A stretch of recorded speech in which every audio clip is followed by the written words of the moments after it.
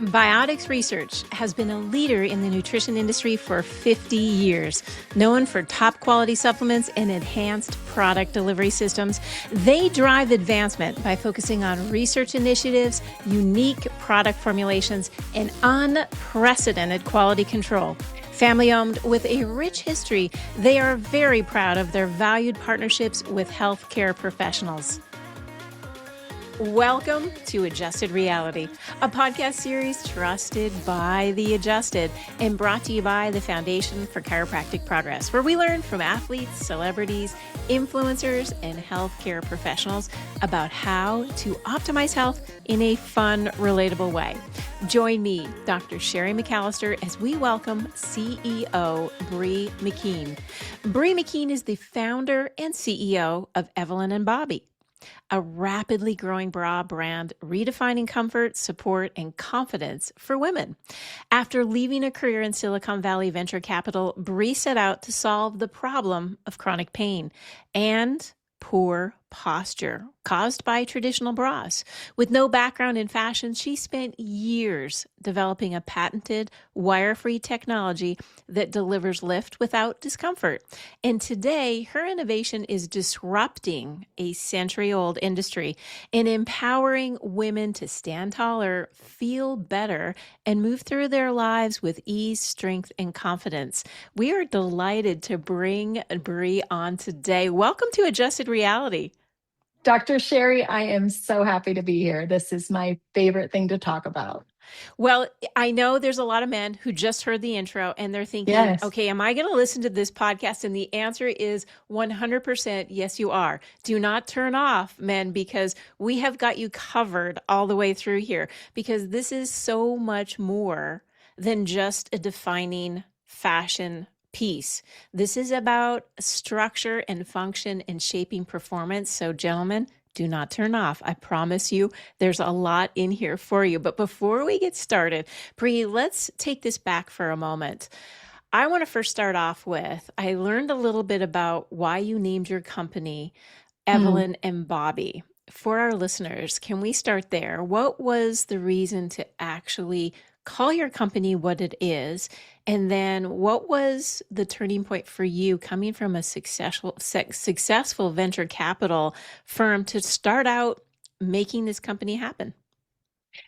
Well, I named the company Evelyn and Bobbie after my two matriarchs because I saw the intimates industry as something that was not grounded in the day-to-day experiences of real women. I wanted my brand to be reflective of real women, not the fantasy, not the angel wings, not all of that, what I would call nonsense, but really gear for life. So Evelyn represents beauty. She was my maternal grandmother. She was a starlet in the 30s. And my Aunt Bobbie was a fierce entrepreneur. She taught me how to sew. Ironically, there's hardly a stitch in this garment because it is so tech forward. We have partnered with all the same performance athletic apparel manufacturers, Nike, Adidas, Under Armour. We share our entire supply chain with those big performance-based brands. But my Aunt Bobbie taught me how to sew and gave me the confidence that I could figure out through an entrepreneurial lens what was going on with this really essential garment that most women can't leave the house without and wouldn't want to. And Evelyn represents beauty. Bobbie represents purpose. I want to give every woman a garment that, of course, makes her feel beautiful and looks great under her clothes, but is purposeful, does the job, works with her anatomy and physiology, not against it. Because this is a garment that we are wearing 12, 14 hours a day, sometimes more. And, you asked what my aha moment was. Well, believe it or not, it happened in a chiropractor's office. I love those moments. Yeah. So, I was working in venture capital for a boutique firm focused on consumer healthcare companies. I studied medical anthropology at Stanford, fellow at the business school. And my job was to do diligence on consumer healthcare companies. I was one of the only women, and it was a very male-dominated industry. And I had to show up with authority and poise every day. And I was working really long hours. And I experienced daily discomfort in my neck and shoulders. I would often get tension headaches. I had deep divots in my trapezius muscle that were there even when I woke up. So I am a very average build in the United States. Men, this won't mean much to you. I'm a 34G. That's actually right in the middle of the population distribution curve. What it means in more engineering terms is that me and most American women are carrying about 10 pounds or more of breast tissue. It's just an anatomical reality. And I was standing in Dr. McAllister's office in the heart of Silicon Valley, San Francisco, after having spent about 6 months doing core workouts, thinking maybe all this pain and discomfort in my shoulders and neck and tension headaches and teeth grinding and all the things. Just, I felt like I had rocks in my shoulders by 3 p.m. every day. I thought it was because I had bad posture and needed to build up my core strength, but I had been doing that for 6 months. And I'm standing in Dr. McAllister's office. And he said, Bree, amazing job. The curves in your spine have really rebalanced. This is beautiful posture. All this work you've done on your core strength, plus the work I had done with him, had resulted in officially great posture. And I just kind of blurted it out. I said, yeah, but when I stand like this, I have 2 pressure points right in the center of my rib cage where that wire, and 90% of bras still today are made with a 3-cent piece of steel. That wire is pushing into my rib cage. And he said, I'm so glad you told me that. That's a neuromuscular feedback loop. It's like a pebble in your shoe. If your bra hurts and causes pain when you stand up straight, your lizard brain is going to tell you to curl around that pain. So it doesn't matter how amazing your core strength is. If your bra hurts, you're going to slouch. So go down, famous last words, Dr. Sherry. And as a woman, you know this, go down to the mall and get a bra that feels great when you stand up straight. No. That bra didn't exist. I knew that bra didn't exist because I'd been looking for it for decades, and it shifted. I think I kind of put on my medical anthropology hat in this lightning strike moment where I said, hold on. I'm doing all this work to have correct posture. And then I'm putting on a garment that really socially is a non-negotiable for me and comfort-wise. I need support, like most women. And this thing that I have to wear is actively undermining all of that postural work, like what's going on societally, that this is the widely accepted status quo. And in that moment, I was like, this has to change, not just for me, but for millions of other women. This is actually a very important piece because you understood alignment. Hence, you were in Dr. McAllister's office and really did appreciate what the neuromusculoskeletal system is doing, which is it has to have function, but it also gets a feedback loop. Yeah. And what I want to bring in a very realistic way is that we all have a purpose of showing up in the world, and how we show up in the world really depends on what we're wearing. And I bring this back to many of our listeners because we often show up at New York Fashion Week and where fashion is function, but function is alignment, and alignment is confidence. If you're not in a confidence way, posture is important, but you showed us something very, very important: external pressure, which made for the internal adaptation, which is our adjusted reality moment today. You said so beautifully, the lizard brain tells you to wrap around, change what you have. If there's a pebble in your shoe, accommodate it. That's what our body will do, because really it's about how the body will work under the stress that it's given. And if your frame for 8 to 12 hours a day, like you said, is really being tortured, much like when men wear tight collars on their white shirts, or ties that are too tight, or belts that are compressing their abdomen. These poor designs are going to impact their day. So, Bree, I can't thank you enough for bringing it to everyone's real reality. Now, your brand is rooted in solving the personal pain point. That was one of the things that I think were really, really important to you. Share more about what your influence and design had to create the mission of building something that women can actually wear. And then Tell me about, because we had this just before we Mm. jumped on, which I thought was brilliant, is you had to go and raise money for this Mhm. opportunity, and you spoke to men about Yes. why this is important. Share more about that as well. Well, maybe I'll start there and then walk backwards into what I understood about the essential job of this garment. Um, People think about bras. If you think about I'm going to pick on Victoria's Secret because they're the biggest and everybody knows them.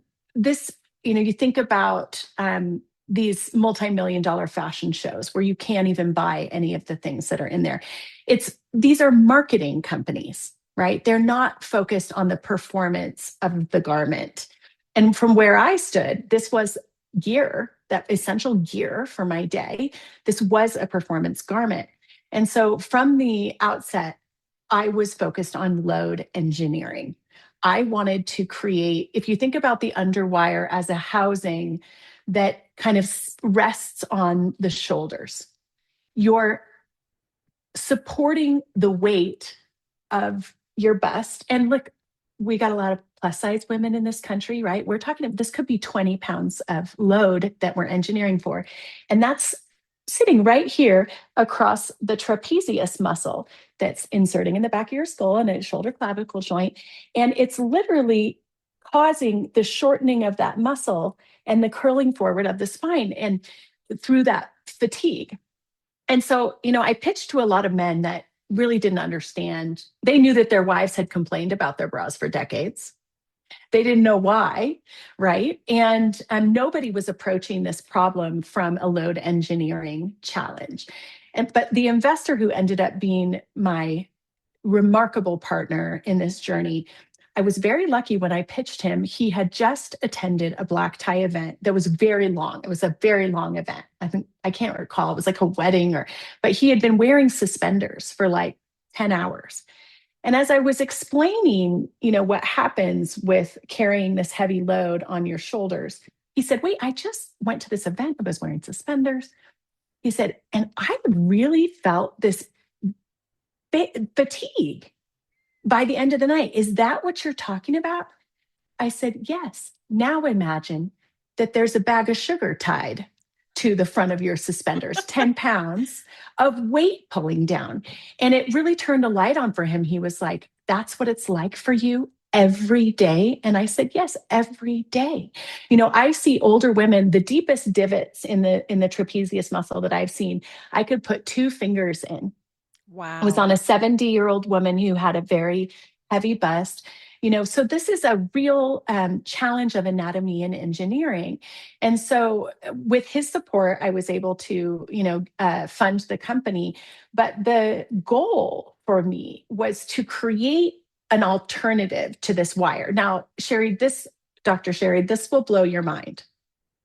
The underwire, which is the foundational support of 90% of bras still in the marketplace, was patented in 1931. It would be 88 years before the first structural alternative to the underwire hit the market. And you want to know what it was? Wow. My bra.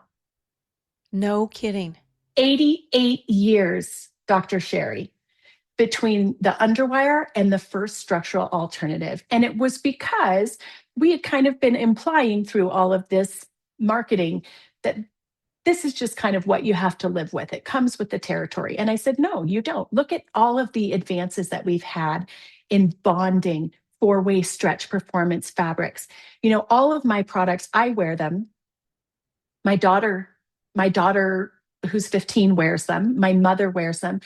I have followed European toxicity standards since the beginning because I don't think that consumer protections in the United States are quite where they need to be. CNN did an amazing article where they looked at BPAs in garments. People don't realize it. They've given up plastic water bottles, but they don't realize that according to this CNN article, you could be absorbing up to 22 times the safe amount of BPA by wearing a bra for one day, through these inexpensive polyester fabrics. So it was like, okay, let's start with do no harm ethos.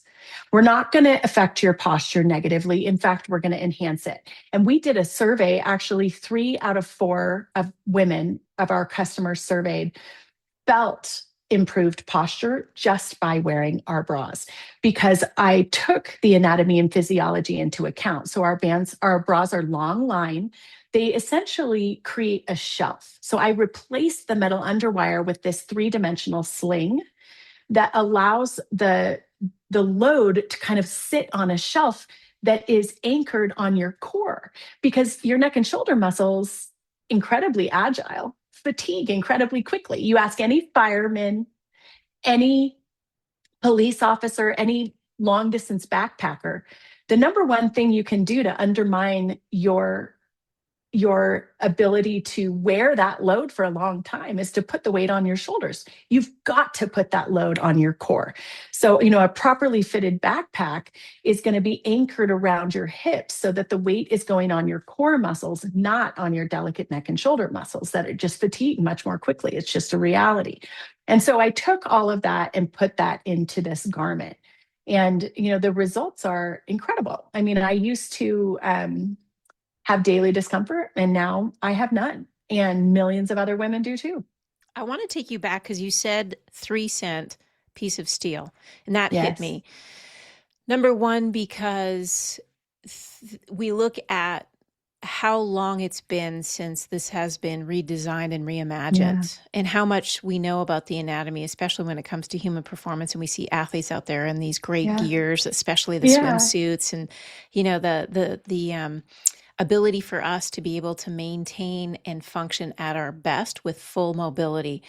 And when you said the 3-cent steel structure, all I was thinking of is you can't hold anything with 3 cents today. So why would a 3-cent steel piece be any different? But tell our listeners right now, and many of them that are listening, the men included, and yes, we love you too, because we're talking about bras, but we're also talking about structure and function, is you'll have a female in your life who's going to be suffering. So you're going to be the hero here today if you're a man listening. Yes, you will. But why is the underwire so bad? And what does it do anatomically to the structure and function for a woman? Let me answer this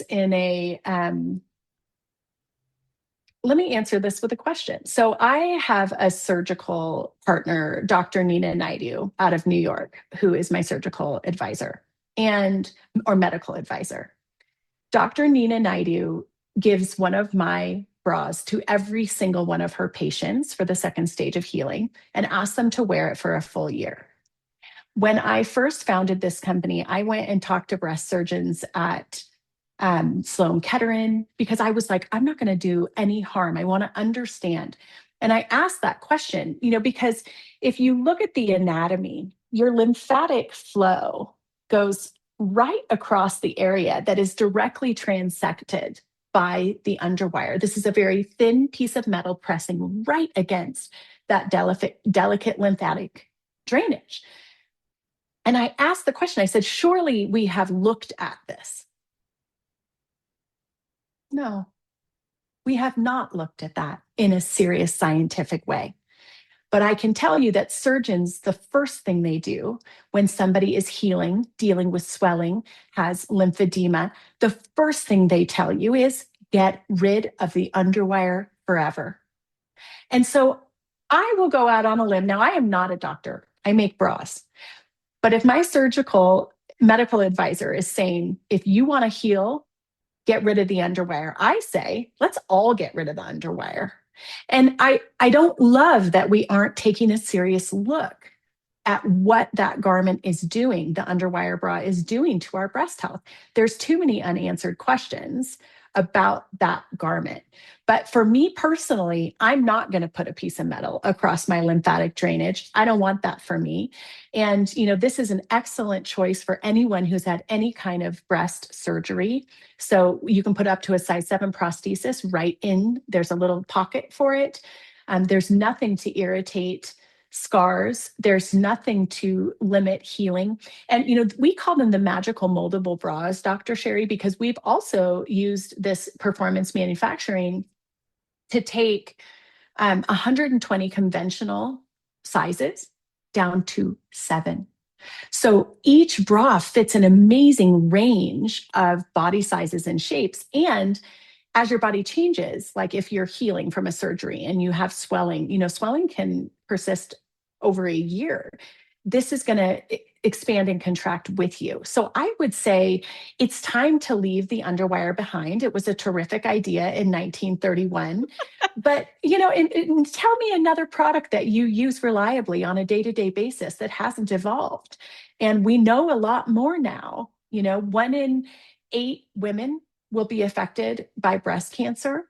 I think we need to start looking at the holistic impact on these day-to-day garments on our health. And I would say, based on all the research I've done, we are not looking closely enough. I love that you bring the message and it's crystal clear. It's above all else, do no harm.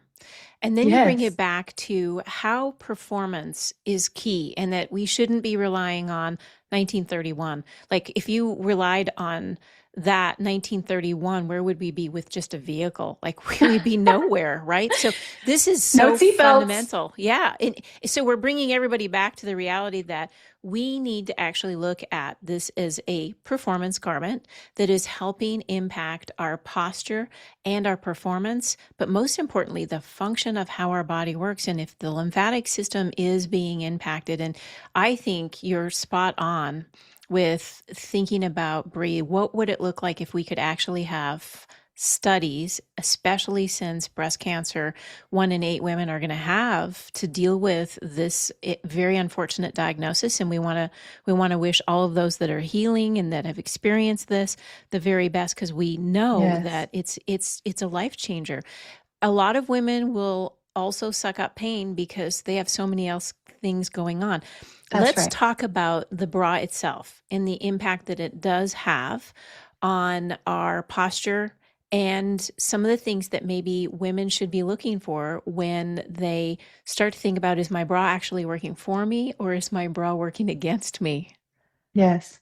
Yeah. So, Dr. Sherry, there are a lot of terrific comfort bras in the market. The challenge that I hear from women day to day is that they also want to look great in their clothes. They also want to have a very flattering silhouette. And I think that's one of the things that Evelyn and Bobbie does really fantastically, is that we don't ask you to take any trade-offs.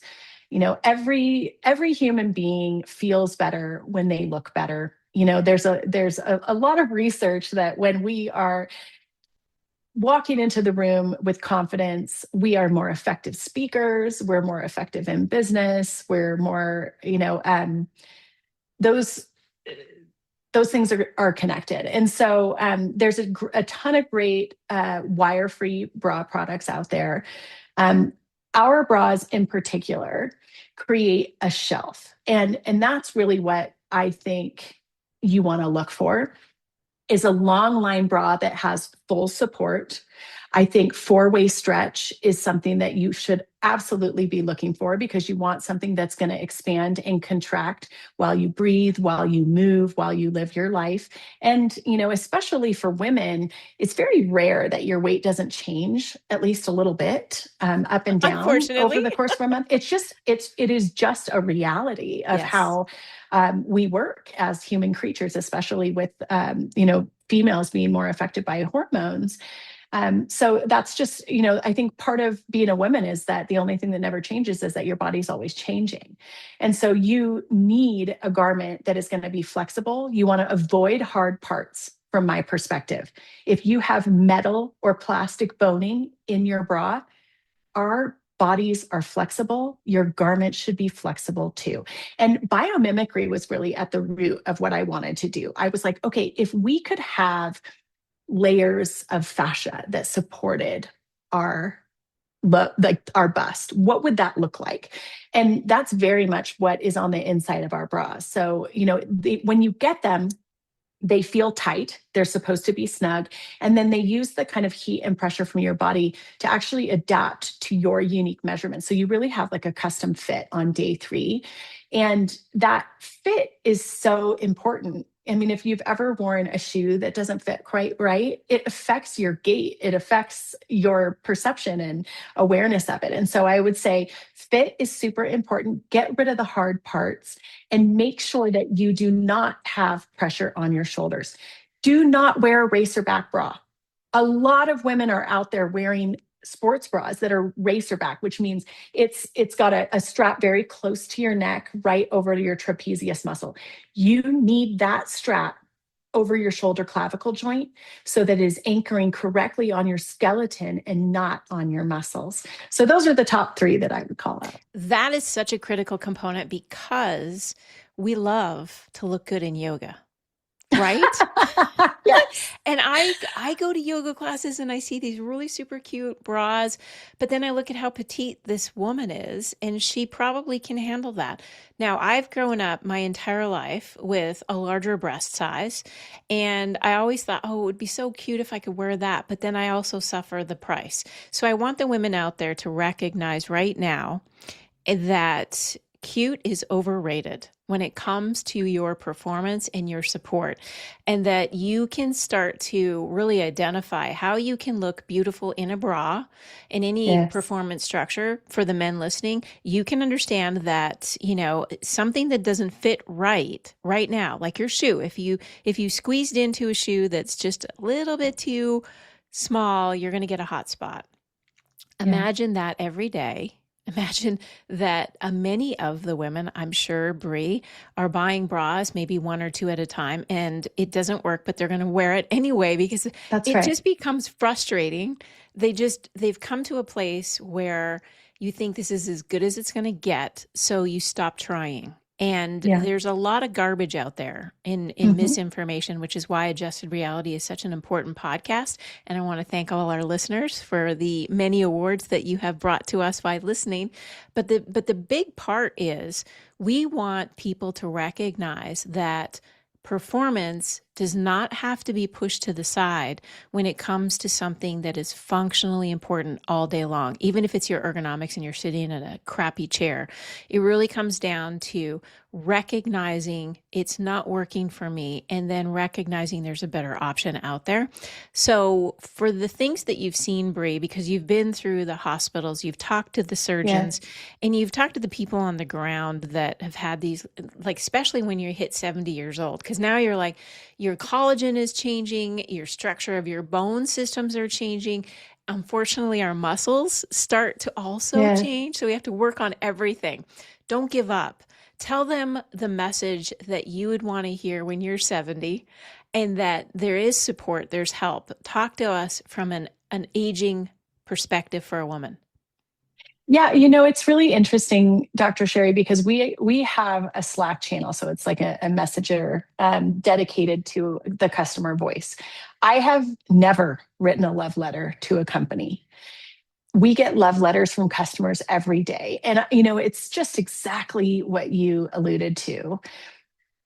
Our biggest fans are often women in their 60s, 70s, or 80s who have experienced the discomfort for so long, they think it is just part of life. And then they experience Evelyn and Bobbie, and they're like, I didn't even realize how much discomfort I was enduring until I was free from the discomfort. And now I feel myself standing up taller. I feel my shoulders falling down away from my ears.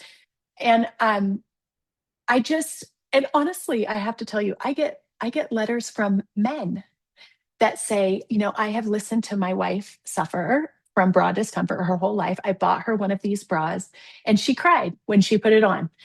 So it's like, this doesn't have to be something that we just accept. I really believe that there are more solutions than problems. And having lived with bra discomfort, like some of our customers in their 70s for decades, enough is enough. The other thing is these bras you step into, you pull them up over your hips. They're very easy to get in and out of. And a lot of people who start to experience mobility or balance issues, like, really love that you can just step into the bras and pull them up. And so there's so many aspects that you can improve when you truly put the customer in the center of your design process. And it was one of the things coming into this. It's so funny because people will say, Dr. Sherry, how long have you been in fashion? And I'm like, I'm not in fashion. I'm in function. I'm in function. Exactly. And I don't think about this as a fashion garment. And so I was very surprised to learn that most bra companies have one or two fit models per style when they bring a new style to market. That is bananas because a size small maybe has 2.5 pounds of breast tissue versus a 3XL that might have 25. Those are different load engineering problems to solve. We are solving size by size with real women. So I have 270 active fit models at any given time. We are doing multiple functional wear tests that are out in the world. Our bras are antimicrobial, non-toxic antimicrobial, they're moisture wicking. We're really putting the human at the center of our design and not looking at it as a fashion problem. But when you design this garment properly, it looks as good as it feels. And I don't think that women should have to have trade-offs. It's a non-negotiable garment. Looking good and feeling good are non-negotiables for me. And my daughters, 15 and 4 years old, will not grow up with the same message that you and I grew up with, which is, if you think about this kind of from an anthropological lens, and maybe some of your male listeners don't know this, but we put young girls in training bras at about 11 or 12. They're called training bras. What are we training them? Get ready for discomfort. You have a life sentence of discomfort because you're a woman. We're not doing that anymore. Comfort is the baseline. Performance is the baseline now. And I think it should be for every garment we put on our bodies. I am done with 4-inch heels as well. Good job. 4-inch heels, way overrated. I love fashion because I do see the diversity and the ability to help women feel their best and look their best. And that's an important piece, but you should not have to. And this is why I think a lot of fashion has to go. You should not have to suffer. And men, when you come home, if you're ripping something off, think about that. Should you be Think wearing it? about that. But women do it every day. They come home, the first thing they want to do is take their shoes off and rip off their bra. And that's unfortunate because at the end of the day, we know two things. When you're done work, you should want to be energized and ready to do something fun. If you're doing a 10-hour day and you come home and the only thing you can think of is, I need someone to rub my shoulders, well, something's not right. And we need to start from the beginning and get back into alignment and balance. I'm kind of curious, and this is a little bit off topic, but I have to ask it because you've been in this arena now for several years on form and function. When you see the beautiful ball gowns or the gowns or the outfits that really, they don't have the strap now. What is your thought process on that for the women like me out there that's like, I can't wear no straps. It's just not going to work out. How does it work in your world? You mean strapless in general? I think the Yes. strapless bra, creating an ergonomic strapless bra is kind of the holy grail. And it's interesting. I think you should keep an eye on us. I think that if anyone can do it, it is my company. But that's a big, big challenge. And I think when I look at those ball gowns, I think about them, I put them in the costume category. Okay. There is a time for a costume, right? If you're going to the Met Gala or it's Halloween, or you can come up with plenty of other occasions where you're putting on a costume and you're going to endure a less desirable physical experience because you're wearing a costume. That's great. If you're a nurse working a 12-hour shift in the emergency room, and you are wearing scrubs and you are moving and you are lifting and you have no time to be distracted by the discomfort of a garment, you're going to wish that you had Evelyn and Bobbie on. And we actually hear from nurses and doctors and other medical professionals. Actually, there's a mining company, or there's a company in Australia that serves mining professionals female mining professionals, Evelyn and Bobbie is the bra that they promote. Brilliant. Because for these women that are working long, so I think if you really need performance in your day, you're going to want a bra that does the job, but I'm just going to put a pin in the strapless bra because I do think it's possible. And I think it's possible with the EV Core, which is Okay, our everybody's patented heard it underwire there. replacement. It is. I like how you framed it though, because it is a costume, and we do have to be aware that no one's going to be walking around in a ball gown every day. And sometimes there is that moment where, the heels are so pretty, I have to wear them. And so the women out there, you get what I'm saying. But Yeah. I think on a reality level where the nurses are, the doctors are, the miners are, they're really fit for what their purpose is going to be, which is taking care of a patient or doing their job appropriately and effectively so that their upper body strength is not being compromised. Because remember, you talked about the lymphatic drainage, there is, in fact, a diaphragm there, and breathing gets challenged as soon as we start wrapping things around them. What I do like is something that you said that I think is very, very important. After listening to many, not just aging adults, but even athletes that have had shoulder problems, very good. Like I was doing triathlons, and I saw so many women say, I hate that I have to do my bra from the back because it internally rotates my shoulder in, and it's very difficult, painfully wise, when you're very sore, if you've been swimming long hours or you're aging adult where the function and the range of motion is not at its original ability. And you stepping into a bra is a whole new reality. It literally is. I'm stepping into a moment where I'm going to be functioning better. And I do like that concept a lot. Yes, thank you for that. It's been an interesting journey for me because even though it seems easy and obvious once you do it, the whole concept of stepping into a bra is new to people. And I think part of it is because we aren't that far away from a long legacy of sameness. Bras have been the same for decades. The average bra is a cut and sew, so it's made with a sewing machine. It's not necessarily, it doesn't have the powerful stretch and recovery that my garments do. And so people think about stretching that bra out as undermining its ability to fit. And that's just not the case when you use advanced performance athletic apparel manufacturing techniques. My fabrics took 18 months to develop because I wanted them to be thin so that they feel like a second skin, not dry and bulky like conventional sports bra material, but I wanted them to have all the power and more of a sports bra material. So it took us about 18 months to develop just the fabric. When you look at these knitting machines, the yarn that goes into it, Dr. Sherry, they look like spider webs. They're 1/100th of a human hair. So, there's so much technology that goes into the performance of these garments, and you can really feel the difference when you wear them. But you really, really, really feel the difference after you've been wearing them for about 3 weeks because you start to realize that you're standing a little taller. This is so important, and I'm gonna ask you this one thing that I think many women will relate to. But you have a motto. It's stand tall and lead from the heart.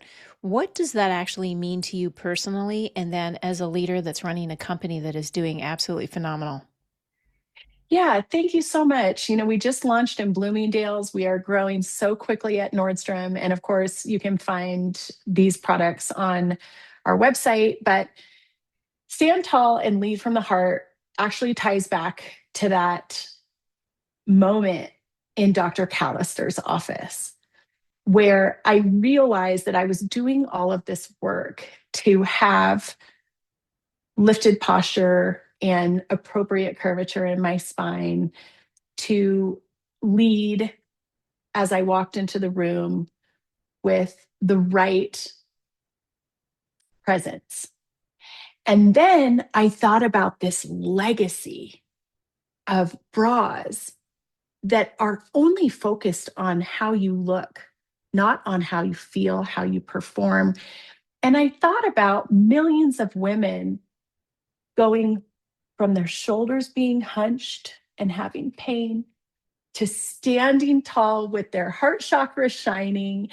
And that is the moment I want for every woman. I want her to stand tall, literally and figuratively, and to have her chest and her breathing open, have her shoulders down, her spine lifted. So, stand tall and lead from the heart is a way of meeting the world. And it's physical, it's literal, and it's figurative.